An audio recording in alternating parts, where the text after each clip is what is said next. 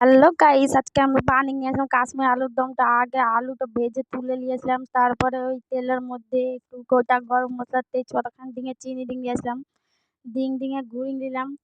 ঘুরিয়ে নেওয়ার পর আদা বেটে রেখেছিলাম, আদা বাটাটা দিয়ে দিলাম। এই দেখো, তোমাদেরকে দেখালাম কিন্তু আদা বাটাটা দিলাম। আদা বাটাটা দিয়ে দেওয়ার পর আর একটু রেখে দিয়েছিলাম। আদা বাটাটা একটু ঘুরিয়ে দিলাম, দেখলাম ঠিকই আছে, তেল ছাড়তে লেগেছে।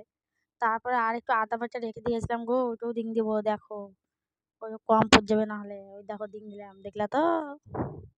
দিয়ে দেওয়ার পর এবার একবার লেড়ে দিলাম। তারপরে এবার টক দই, এতে কাশ্মীরি লঙ্কা গুঁড়ো, হলুদ গুঁড়া সব মিশিয়ে ফাটিয়ে রেখেছিলাম, সেটাও দিয়ে দিলাম। দিয়ে ঘুরিং রেখে দিলাম খানিকক্ষণ। দেখছিলাম যে মশলাটা আস্তে আস্তে হোক, গ্যাসটা কিন্তু কমানো থাকবে, গ্যাস বাড়াবা না। গ্যাস বাড়ালে দই ফেটে যাবে, কিন্তু তখন আমাকে দোষ দিবে না। ভালো বলে দিলাম। এই দেখো, আস্তে ভালো করে লড়াই নিলাম পর আবার একটু লড়াই নিলাম। দেখছিলাম যে ঠিকঠাক আছে কিনা, নিচে আবার না লেগে যায় কড়াইয়ের। বুঝতেই তো পারছো, কড়াই লেগে গেলে গন্ধ ছেড়ে যাবে, তখন আর খাওয়াটা আর ভালো করে হবে না। এরপর আমি চাল মগজ বাটা আর পোস্ত বেটে রেখেছিলাম। এই দেখো, চাল মগজে আর কাজু বাদামে আর একটু পোস্ত দিতে পারো, দিলাম। দেওয়ার পর এটাকে আবার লাড়িয়ে ভালো করে লাড়াচ্ছিলাম। তা দেখলাম, দেখো দেখো সাদা হয়ে গেল, কিন্তু ভাবিও না যে হয়ে গেছে, এখন কিন্তু ফুটতে দিতে হবে। হ্যাঁ, এই দেখো আমি একবার করে লেড়ে দিচ্ছি, দেখতে পেয়েছো তো? এই দেখো, না তো কিন্তু নিচে পুড়ে লেগে যাবে, তখন বুঝবে মজা, আমাকে দোষ দিবে না।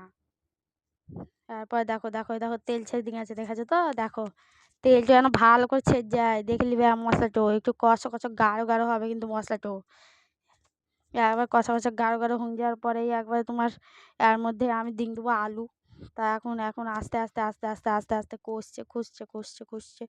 কষিংটা নিলাম, বুঝলা তো? ভালো করে, নাহলে বুঝতে হবে, মানে পারছো না, না কষালে হবে না। এরপরে আবার একবার লেড়ে দেবো, এক্ষুনি লেড়ে দিলাম। এই দেখো, এবার লেড়ে রান্নার পরিমাণটা সব কিছু হাতের কাছে নিয়ে রান্নাটা করতে লাগতে হবে, বুঝলে তো? মানে বুঝতেই পারছো, একটু করে দেবো, পরে নিয়ে এসে সেটা করলে কিন্তু হবে না। আগে বেটে বুটে নিয়ে তারপর লাগতে হবে। এই দেখো, আলু কটা দিয়ে দিলাম। আলুগুলো নিয়ে একবার লেড়ে ভালো করে 2-3 বার লেড়ে দিলাম।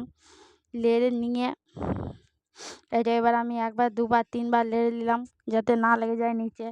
লেগে নেওয়ার পরে এতে এবার জল দিয়ে দেবো। দাঁড়াও, এখন জলটা দিয়ে নিয়ে এবার দেবো।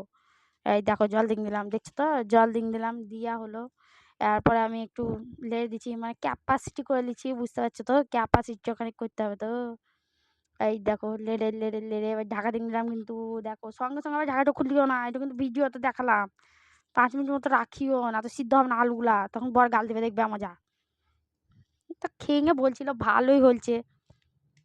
এই দেখো, দেখতে পেয়েছো? দেখো।